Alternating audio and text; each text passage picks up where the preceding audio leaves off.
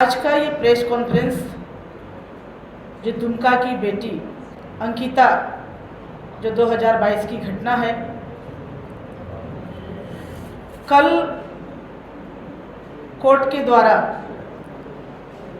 जो उनको जो जिंदा जलाया और जला के जो मैंने उनकी हत्या की, वैसे आरोपियों को कल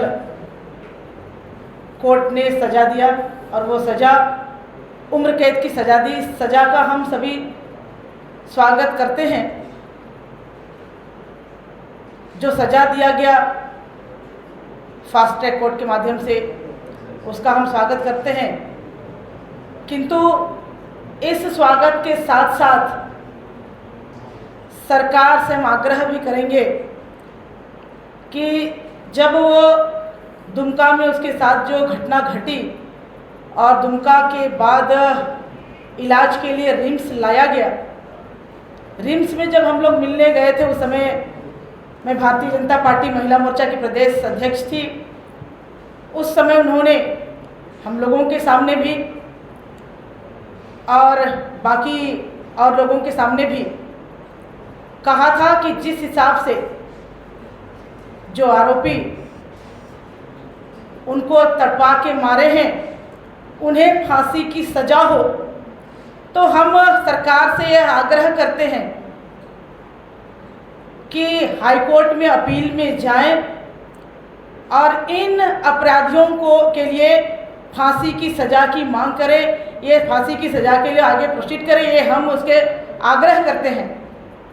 हम इस फैसले का स्वागत तो करते हैं, लेकिन स्वागत के पीछे जो भयावह मंजर रहा है, उस पर ज़रूर हम कहना चाहेंगे। जब ये घटना घटी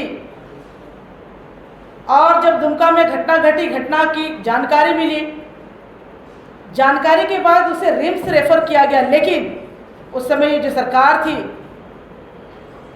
उन्हें एक एम्बुलेंस तक नहीं मिला कि वहाँ से हम रिम्स पहुँचाए। विलम्ब से सही रिम्स तो पहुँची, लेकिन रिम्स में उसने दम तोड़ दिया और दम तोड़ने के कारण बाद जब ये घटना, उसमें हम सारे लोगों ने आंदोलन किया, भारतीय जनता पार्टी ने आंदोलन किया, महिलाओं ने भी आंदोलन किया और हमारे भारतीय जनता पार्टी दुमका जिला की जिलाध्यक्ष और उसके साथ और बहनों पर इस घटना के आंदोलन के कारण FIR तक दर्ज हुआ। इस घटना के पीछे जब आंदोलन हुआ, जब बातें उठी, तो यहाँ इस मामले को दबाने का भी षड्यंत्र हुआ। उस समय के तत्कालीन DSP नूर मुस्तफ़ा ने इस बहन के उम्र को बालिग, जो आरोपी शाहरुख जो है, उस शाहरुख को नाबालिग बनाने में लगातार लगे रहे और उसको नाबालिग करके ये षड्यंत्र जो हमें दिखाई देता है, तो ये लग रहा था कि ये कहीं ना कहीं इनकी एक षड्यंत्र है कि हम कैसे इन आरोपियों को बचाने का ही एक षड्यंत्र था। किंतु लगातार आंदोलन के कारण उनका जो मंसूबा वो रहा, वो मंसूबा में पानी फिर गया। ये दुमका में एक घटना नहीं, कई घटना लगातार घटी है। DSP नूर मुस्तफ़ा, सरकार से मैं पूछना चाहूँगी कि जो DSP नूर मुस्तफ़ा ने जन्म की तिथि के साथ जो छेड़छाड़ किया, बदलने का प्रयास किया, उस पर सरकार ने क्या कार्रवाई की? अंसार उल बंगला, जो बांग्लादेशी घुसपैठी संगठन से जुड़े होने के प्रमाण मिले हैं, इस अंसार उल बंगला के साथ वहाँ के जो लड़कों को ट्रेनिंग दिया जाता है और ये सिखाया जाता है कि यहाँ के भोले भाले महिलाओं को टारगेट करके उनके साथ संबंध जोड़ो, लव जिहाद के माध्यम से उसको प्रेम जाल में फंसाओ और उनका सब कुछ लूट लो। ये प्रमाण होने के बावजूद भी उस पर क्या कार्रवाई किया? कई ऐसी घटनाएं, उस पर भी कोई कार्रवाई नहीं हुई। संध्या टोप्पो की घटना पर क्या कार्रवाई हुई? तो ये जो बातें हम सारे लोगों ने किया, इतनी जो घटनाएं 6-6.5 हज़ार की घटना जो हुई, इस पर चुप क्यों रहे?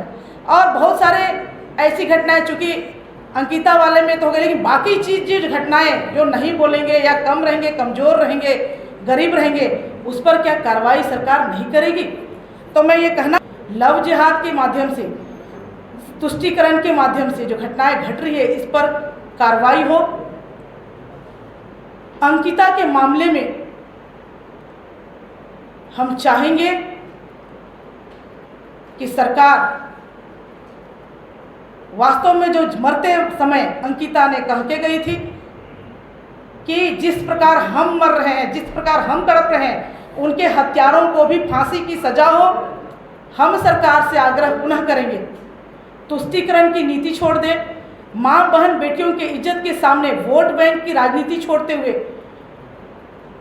वो हाईकोर्ट मूव करे और इन हत्यारों को फांसी की सजा हो और इसके साथ जो तमाम घटनाएं हैं उस पर भी प्रोसीड करे।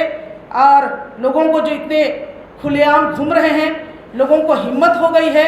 आप यहाँ पर सुखदेव नगर की घटना भी देख लीजिए जिसमें कि घर में घुस के एक नाबालिग की हत्या हो गई। कलकांके की घटना देखिए, भीड़ ने एक महिला को बांधकर पीटने की घटना। इन तमाम बातों पर त्वरित कार्रवाई करते हुए लोगों को घटना पर कार्रवाई करें और जो दोषी है दोषी पर को सजा मिले ताकि लोगों पर भरोसा है।